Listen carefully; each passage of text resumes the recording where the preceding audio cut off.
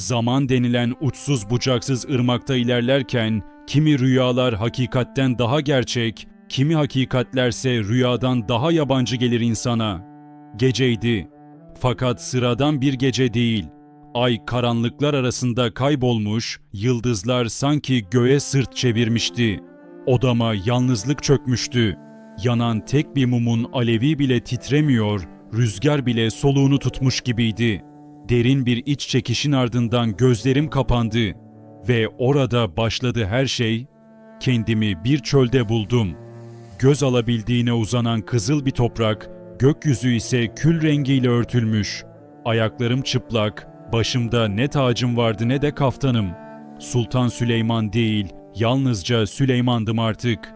Gölgeler içinde ilerledim.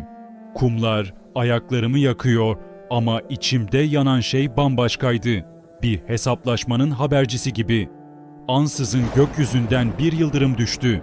Gök yarıldı, içinden asırlık bir ses yankılandı. Ey mülkün gölgeliği, hükmün bittiği yerde seni kim hükmeder? Durdum. Sorgulayan bu ses, çocukluğumda babam Yavuz Selim'in huzurunda ilk kez eğildiğimde hissettiğim o titremeyi getirdi yeniden. Geriye dönmek istedim ama adımlarım kuma gömüldü. Bir anda kendimi Topkapı Sarayı'nın taş avlusunda buldum. Lakin saray değil bu, bir mezarlık gibiydi. Her köşe başında tanıdık simalar, İbrahim Paşa, gözleri bana hesap sorar gibi dikilmiş. Ardında Mahidevran ince bir hüzünle bakıyor. Bir diğer köşede Hürrem, bakışı hala büyüleyici ama bu kez sitem dolu. İbrahim Paşa konuştu. Dostlukla başlayıp ihanetle biten yolların hesabı kime düşer sultanım? Cevap veremedim. Her kelime boğazımda düğüm oldu. Kalbim taş kesilmiş bir heykel gibi sızlıyordu. Elimi uzattım ona ama bir rüzgar gibi yok oldu. Hürrem yaklaştı. Aşkınla yaktın beni Süleyman ama o yangında sen de küle döndün. Şimdi soruyorum, geriye kalan nedir?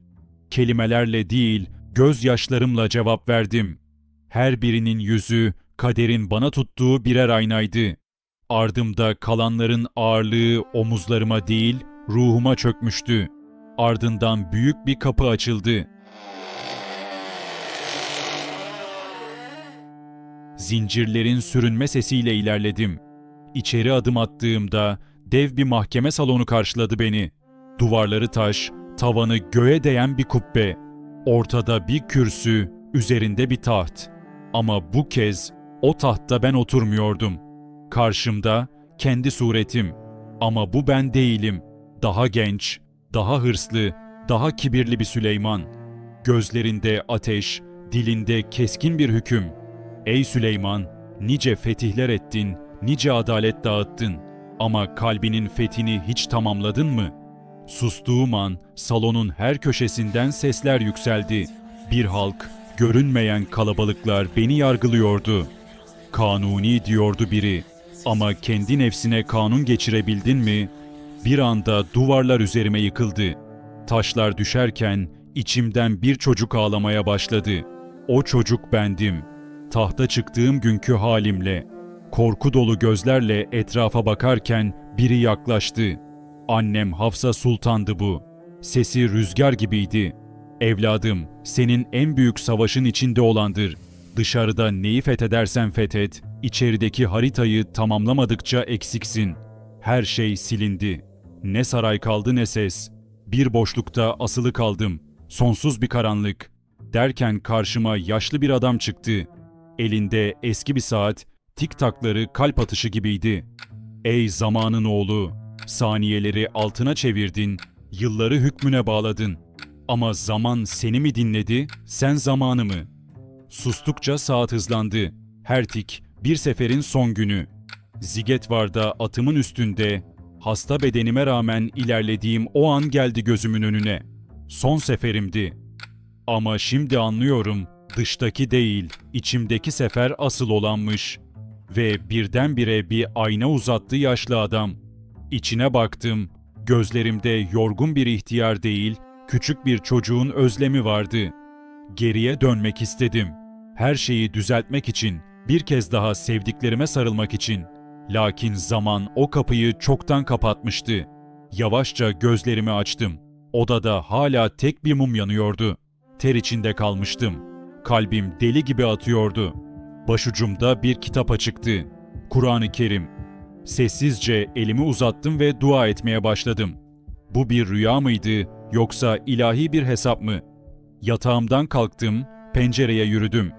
Gecenin içinde ezan sesi yükseliyordu. Gönlüm titredi. Rüyam hala içimdeydi ama sanki artık daha ağırbaşlı, daha uyanık bir Süleyman'dım. Ben ki 7 iklimin sultanı, en büyük düşmanımı rüyamda gördüm. Kendimi. O günden sonra hiçbir kararımı aceleyle vermedim. Her adımımda o rüyayı hatırladım. Çünkü bilirdim. En kudretli olan bile eninde sonunda kendiyle yüzleşir. Sultan Süleyman'ın bu rüyası tarihin yüküyle dolu bir vicdanın çığlığı gibidir.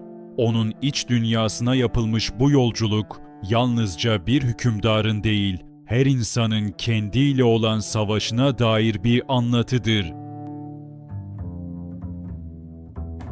Bize destek olmak için kanalımıza abone olup videolara like atıp yorum yapmayı unutmayın.